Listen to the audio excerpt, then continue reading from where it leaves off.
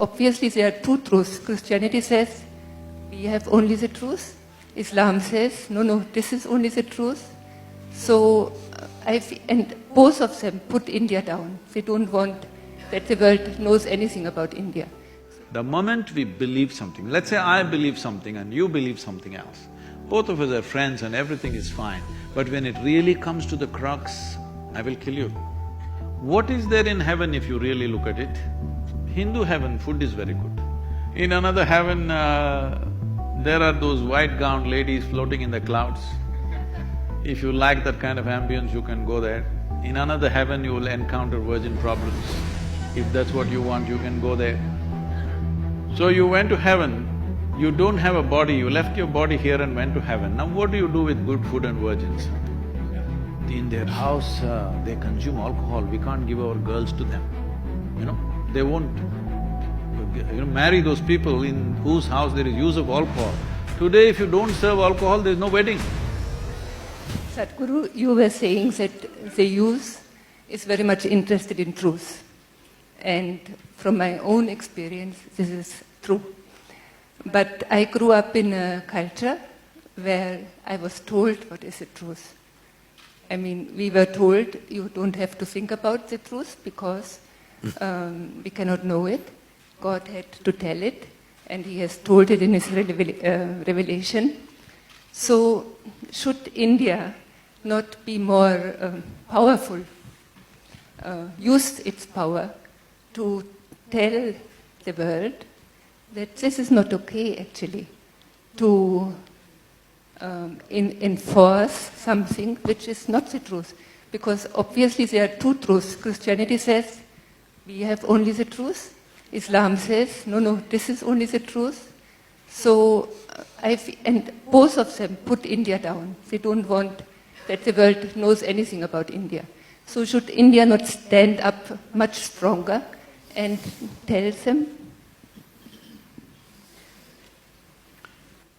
About youth seeking truth, it's very natural for them, as you said.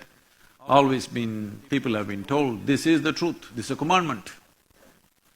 The best thing about India is this, even when the so-called divine entities came, they could not give us a commandment because Indians are full of questions.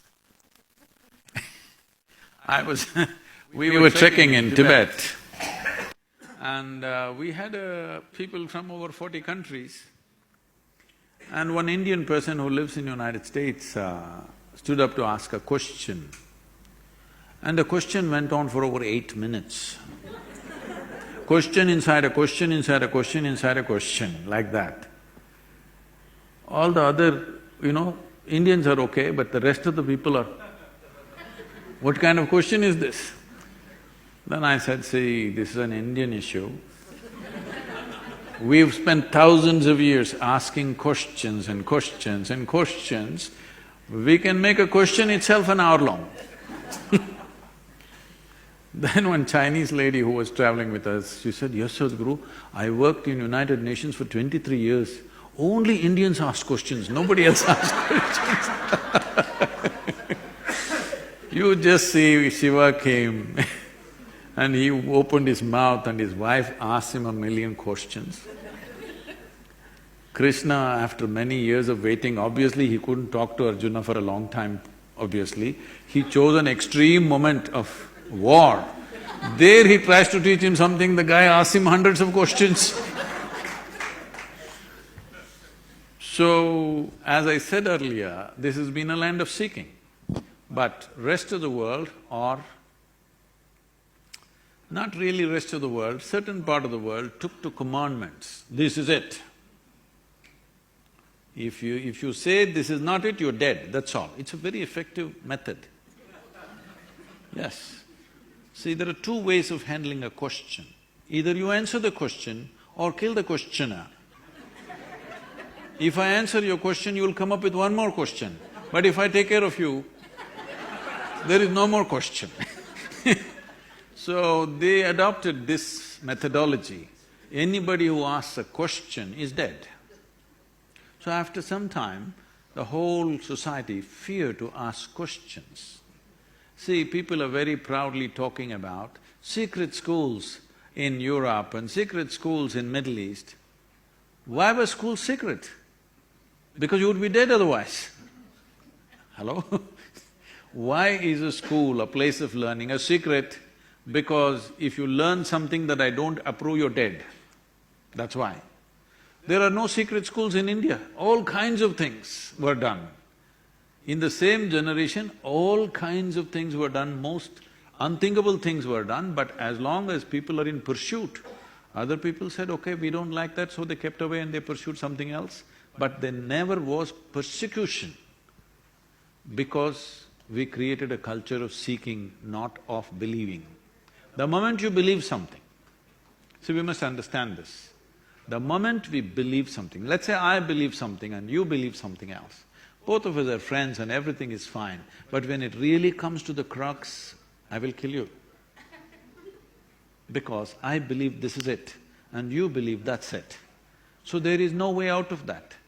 So, we are still in that mode, but one tremendous thing that's happening in the world is heavens are collapsing, you know. Yesterday I was with a group of nearly 9,000 people in Bangalore who were with me for 2-day program, and I just asked, how many of you believe you're going to heaven? Only about 5 hands went up in 9,000, okay? So, are you hell candidates, I asked them. They said, no. Oh, we don't know. Oh, in the previous generation, if you'd asked this question, 80% of the hands would have gone up. So heavens are collapsing, which is a very good thing for seeking. Because heavens are collapsing means people… what heaven means is that there is a better place than this. This is a tragedy. This is the worst thing that human beings have been, trained to believe.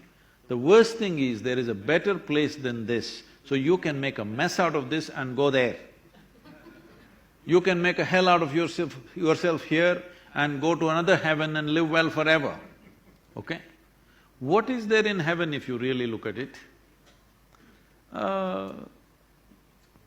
Hindu heaven, food is very good. Really. In another heaven, there are those white-gowned ladies floating in the clouds.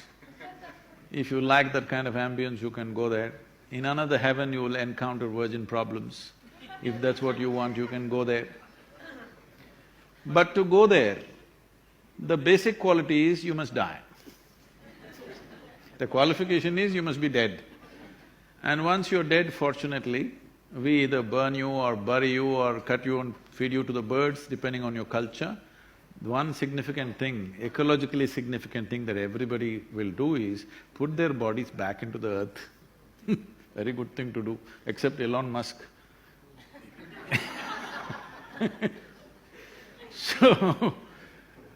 So you went to heaven, you don't have a body, you left your body here and went to heaven. Now what do you do with good food and virgins?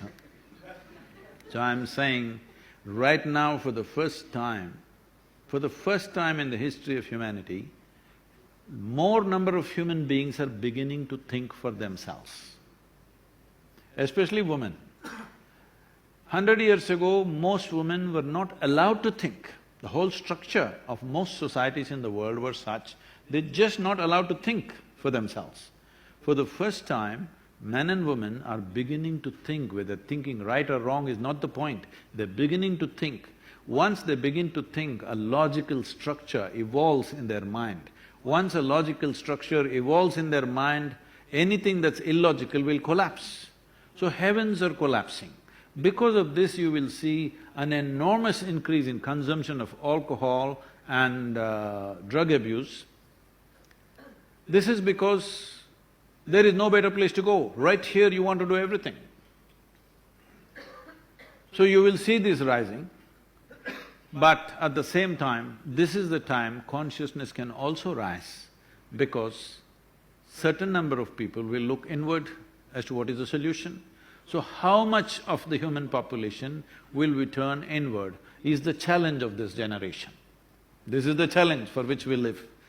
We must see maximum number of people turn inward rather than turning to chemicals, Today it is said 70% of US population is on prescription medication. Another 30% of course buys it off the back street. 38% of European population is on psychiatric medication. And the use of alcohol and drug is rising like never before. If you look at India as a society, in the last 25 years, it must have gone up by 10,000%. What do you say? There was a time when we were growing up, I've heard elders talking like this, in their house they consume alcohol, we can't give our girls to them, they won't marry those people in whose house there is use of alcohol. Today if you don't serve alcohol, there's no wedding. In just a question of 25, 30 years' time. So, it is not a moral issue. The problem is this, I'm not looking at it as a moral issue at all, because after all, everybody is seeking, you must understand this. Whether they're going to the bar or to the temple, the problem is just this, they're seeking for pleasantness and profoundness of life. Somebody thinks it's in the temple, somebody thinks it's in the bottle, but they're seeking the same thing. So the important thing is to make them see everybody is seeking the same thing, but which is more sustainable, which will really work for us, is the thing. In the next 30 to 40 years' time, if we don't do the right things in the next 10 to 15 years' time, there is a window of somewhere between 15 to 30 years' time. In this, if we don't make a serious turnaround in the human consciousness, you will see 90% of humanity will be on chemicals. Already to grow food we use chemicals, to purify water we use chemicals, our air is full of chemicals, water is full of chemicals, and everybody is on some kind of medication. From children to old people, everybody is on medication. When everybody is on chemicals, then it's very hard to turn those human beings around. Before a large number of human beings or a huge percentage of human beings become chemically controlled, we must turn human consciousness around. This is the responsibility of this generation. This is our time on the planet. What are we going to make out of it is our business. Please, let's make it happen.